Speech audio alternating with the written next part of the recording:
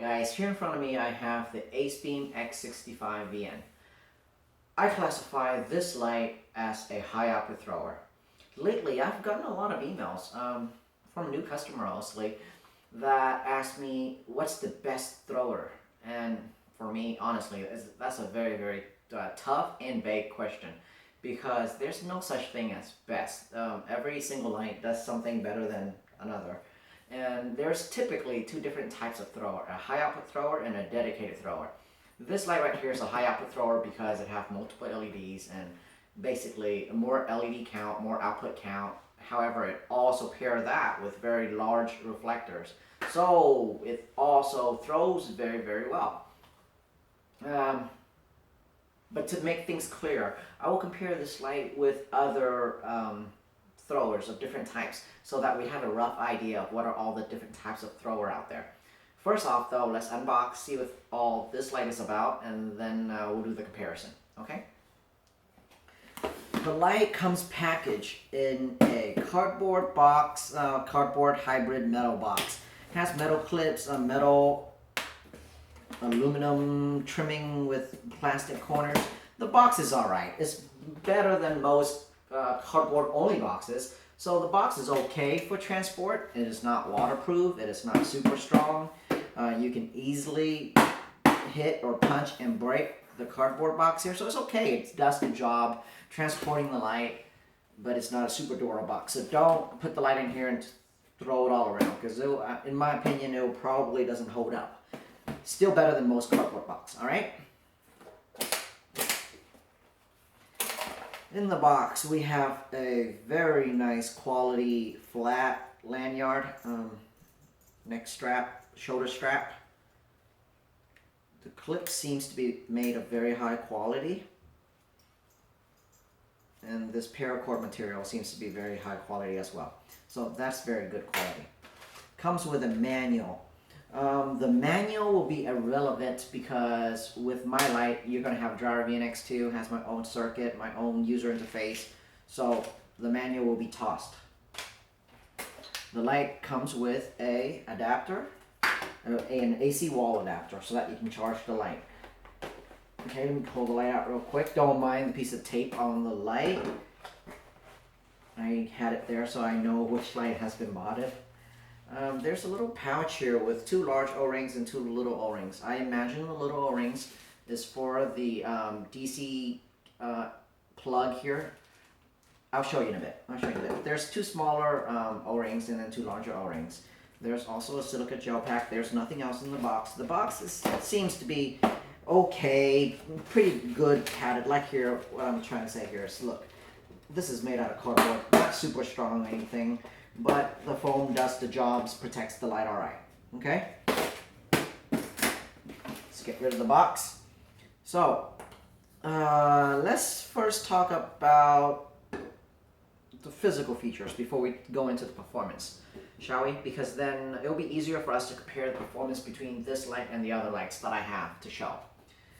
The light does have a large stainless bezel, matte finished. It has, it's a threaded bezel, and I believe that it's threaded because there will be filters made for it, so that you will have a diffuser, red filter, or green, yellow, all the different color filters for this light. However, I checked out Acebeam website, and I do not see the filters available yet like they are for the K60.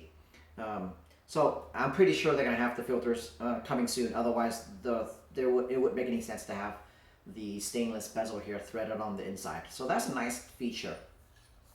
Has a pretty decent, nice metallic button, not too protruded. There is a, this is a UNC 1/4 inch. So I believe this is a hot shoe threading, but it's kind of tight, high up in the neck. So I'm not sure how you can get a hot shoe plate to fit in here and mount it on a tripod. So it's there, and if you can't mount it on, at least it serves as a lanyard attachment point, if nothing else. But I would imagine it'll be a little bit nicer if they have it on the tube somewhere so that you have some space around here so that you can actually mount this onto a tripod. I don't really see mounting this light on a tripod a possibility because it's so close to the front of the light. I might be wrong, and I haven't tried, but it does looks a little difficult. Okay. Here we have another free rotating lanyard ring.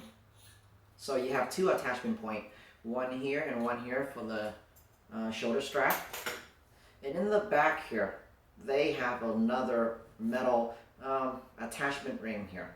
So I imagine you can put a little wrist lanyard around this loop here if you want.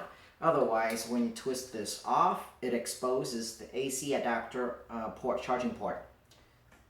Inside the light, there's this is a built-in proprietary battery pack that is constructed of 8 3400 milliamp hours made in Japan cells, Panasonic, I believe.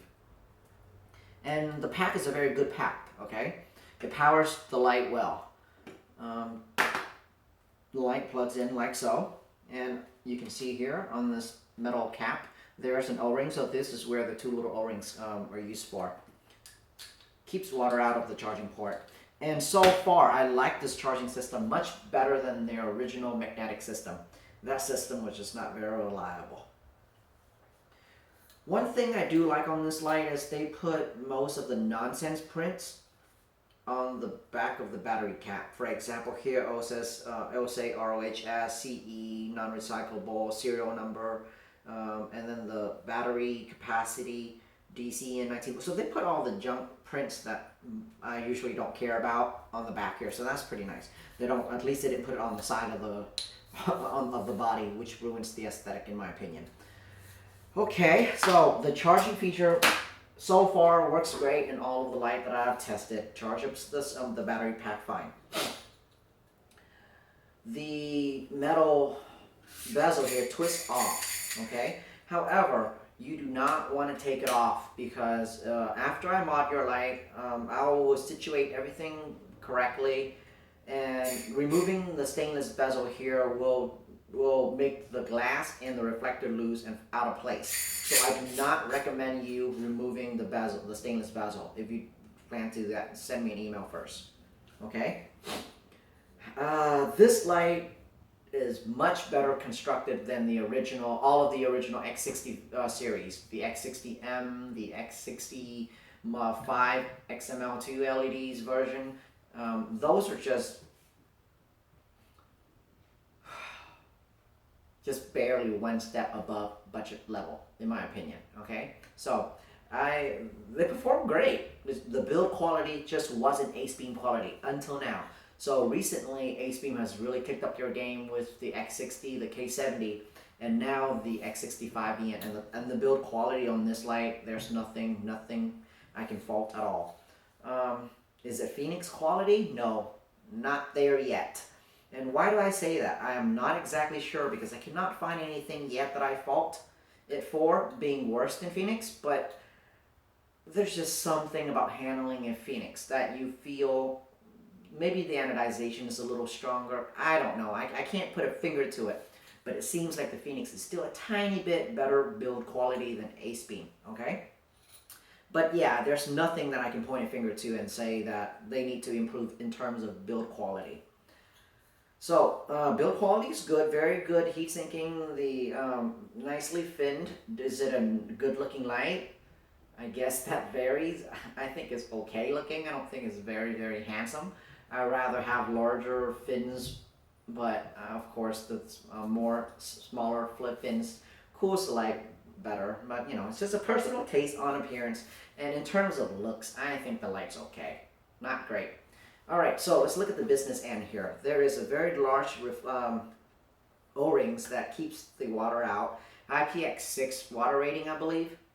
The reflector on this sample, actually, not only on this sample, I remember looking at all of the samples. I have like 5 samples in stock, and I've looked at all of the reflector sample, and they're very, very nice. And this one right here, looking at it now, is flawless.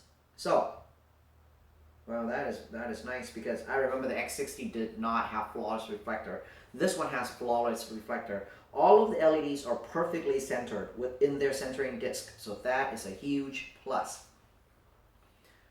Okay, enough with cosmetic. There's nothing to fault, like I said. Performance-wise, yes, performance is amazing. This light has 5 X65, which is their creating newest LED, and they are very nice quality LEDs. They put out nice quality beams. In this light, with the multiple reflector wells, you do have the pedal effect, and you see the pedal effect in my night beam shots video. But it's there. It's not extremely bad. Let's see if I can get it on the wall here. On the lower mode. So you can see here on the wall, I'm not sure if you can see it actually, but you can see the pedals. Look up top on the walls there, you can see the pedals. It's not so bad at greater distance, but it's there, and it's noticeable. It's not perfect like a single smooth reflector all around, but so the pedals are there. However, the hot spot's perfect. The hot spot's perfect, and the corona around the light is perfect. So basically, aside from the inevitable pedals, the beam is perfect. There's nothing to fault, and it's perfect in every single sample because all of the LEDs are perfectly centered. There's two variations of this light. There's the neutral white and there's the cool white. The cool white, in my opinion, in this particular light, because it puts out so much output and it throws so much, because of the sheer intensity, it seems to make everything kind of a ghostly cool white effect outdoor. Okay, it's not bad, but years having thrower lights and illuminating things outdoor, I have grown to like neutral white, especially in the 5,000 Kelvin range. And in this light, I wouldn't say I highly recommend, but if for the price difference, what's the price difference? The cool white version puts out 11,200 lumen and it's $550. Okay, the neutral white version puts out 5,500 lumen, so that is 700 lumen less. 700 lumen sounds like a lot, but it's really not. You cannot tell with your eyes unless you have a meter. 700 lumen, you cannot tell. At this caliber, where you have over 10,000 lumen, you cannot really see 700 lumen. Okay. However, cool white always have the tendency to appear brighter, a little brighter, just because everything's washed out. But I much prefer the neutral white. If you can really look past the extra 700 lumen that the cool white makes, definitely go for the neutral white. Okay, you will love it. Newbies that comes to flashlight are gonna go cool white regardless of whatever I say. But if you've been around flashlight long enough, you will, believe me on this, you will grow to like neutral white. Okay, especially the 5,000 Kelvin. It's just a perfect creamy white.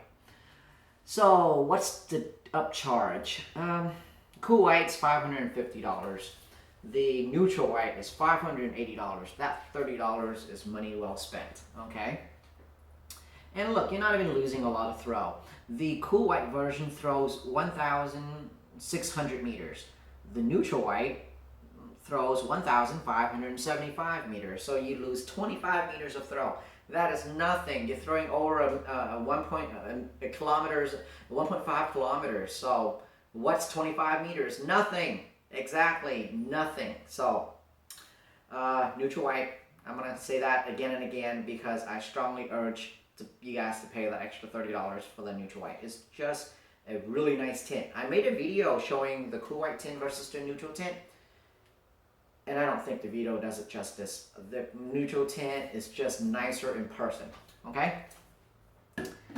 So it's a very, very high output thrower. There's nothing in its league right now, okay, on Sky Lumen. Nothing throws over 10,000 lumen. Nothing throws over 1,500 meters and does 10,000 lumen. Nothing, okay? There's something that comes close. Here in my hand I have the Through Night TM40 VN. All right, it'll have there's the Through Night TM40 VN that is basically the same light as the TM40 VN. The only difference is it has a different prints on the body. Okay, other than that, it's the same exact light. So it has four. You see here, they have the same type of emitters. The TM40 VN has 4 XHP35, 5 XHP35, 4 XHP35. And let's see what that extra LED gets you. if we compare apples to apples, the cool white, the neutral white to the neutral white, for the X65 VN here, you have 11,200 lumen. On the TM40 VN, you have 8,700 lumen. So, okay, that's quite substantial. 11,000 versus about 9,000. Okay, so about 3,000 is different. 2,000 lumen difference. Yeah, that's not much. It's still noticeable. It's noticeable. 2,000 lumen difference. Okay, what's the throw difference here? 640 Klux versus 500 Klux. Okay, let's see what that is in meters of throw. You know what? I've been reading the numbers wrong. I've been comparing the cool white to the neutral white. Let's start over. Sorry about that. The X65 VN neutral white version is 10,500 lumen. The neutral white version of the TM40 VN is 8,700. So still 2,000 lumen difference. 10,500, 8,700. About 2,000 lumens difference. Okay, and the throw difference. Actually, the throw difference is not that much of a difference, okay? We have 1,575 meters over here and 1,414 meters over here. So approximately 150 meters difference, okay? 2,000 lumen and 150 meters more throw. Well, you only have one emitter more. You can expect a lot more, but it's still, it's still more performance, okay? So, price difference. I'm comparing these two lines because they're the most two relevant lines. If you're going to buy a high output thrower, chances are you're going to pair these two lines. Price wise, $580 versus $350. So that's $230 difference. But then if you think about it, this one doesn't have any batteries, this one has 8 batteries, this one doesn't have a charger, this one comes with a charger. So $230 difference, you have 2,000 more lumen, 150 more meters of throw, you have 8 batteries, and you have a charger. So it makes a case for itself, okay? Size-wise, yes, it's definitely a larger, heavier light, so it heats up a lot better than the smaller TM40 VN. Size-wise, it's bigger, okay? There's no doubt about that. It's bigger all around. So, are you willing to carry a big light? If you're willing to carry the big light, if it was my money, I would put out the extra money to get the bigger light. If you're not willing to carry a big light, then just get the little one. But in terms of performance, I'll go for this one. In terms of value, I'll go with X65 VN. But if size is a big limiting factor, then TM40 VN TM40 VN is still a good light. Okay. Preference. That's all it is. Okay. So here in front of me, these two lights are high output throwers. Both will have multiple reflector wells, petals in the beam, not the most ideal beam, okay? However, because of the multiple LED setup, you're able to light up more. In the past, before these multiple high output throwers, the more conventional thrower we have was a single large reflector with a single LED, and this light, although it's just a single LED, will throw comparably, if not a little more, than the little one here, the TM40 VN. It possibly, I forgot what the exact number is, but I think it throws a little less than this light. But you know, for all practical purpose, they're pretty right on each other in terms of max beam's intensity. Okay, there's a difference, but it's not much enough that your eyes would notice, like, wow, this one throws more or the other throws more. But you see here, you have one LED with a very large reflector, so obviously you're going to have a very tight hot spot, what we call dedicated thrower pencil beam. And here you have multiple LEDs, you have a bigger light, you have more batteries, more juice. So what do you want? Do you want the cheaper light because there's less LEDs, less complications? So you can save yourself a huge chunk of money by going with a dedicated thrower if you don't really need the higher output. And you know what? Even this light here, the K70 VN, puts out 2,500 lumen. So that's not exactly low output either. So all of this, like I said, there's no such thing as a single best thrower. They all do something that you want. So if you're going to ask me what's the best thrower, I'm going to tell you how much output do you want and how much are you willing to spend. If money's no object, go X65 VN. If size no object, go X65 VN. If you need a lot of output and you have a substantial amount of money, then go with the TM40 VN. Okay, it's less expensive than this light to start, but if that's assuming that you have batteries and charger and all that. If you don't, then the price will climb back up to here real quick. If you're on a budget and you just need max throw, period, okay, the K70 VN or lights similar to it, like the TM40 VN, which I don't have here, will make a very compelling case. It's only like $250, around there, $235, $250 mark. You save yourself $100, about $100 off the mark of a high output thrower, but you still have that beam intensity, and 2500 lumen is not bad. So think of it as dedicated thrower being a more budget thrower, okay, versus the high output thrower, which are usually more expensive. What's the best of both worlds? This is an old light, okay, a relatively old light. Is the EcoTac, I call it the 6XL VN. It has 6 LEDs here, XPL LEDs, so but you can see that it has individual reflector, not overlapping reflector well, so the beam is perfect, okay? The hotspot overlaps each other perfectly to form a perfectly round hotspot. There's no petals. It's relatively high output, 6,000 out lumen about there, and about 200K lux, I believe. So basically it throws enough and is bright enough, and look at the size of this compared to all of this. So in my opinion, if you're a little guy like me and if money is no object, because this light I believe is $650.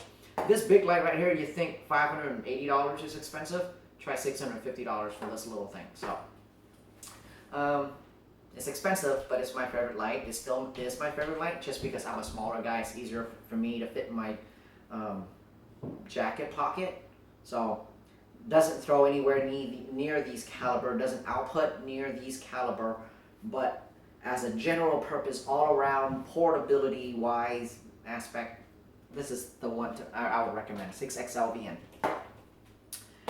All right, so if I have $580, would I spend it on an X65 VN? That's a tough question, and that's a whole damn lot of money.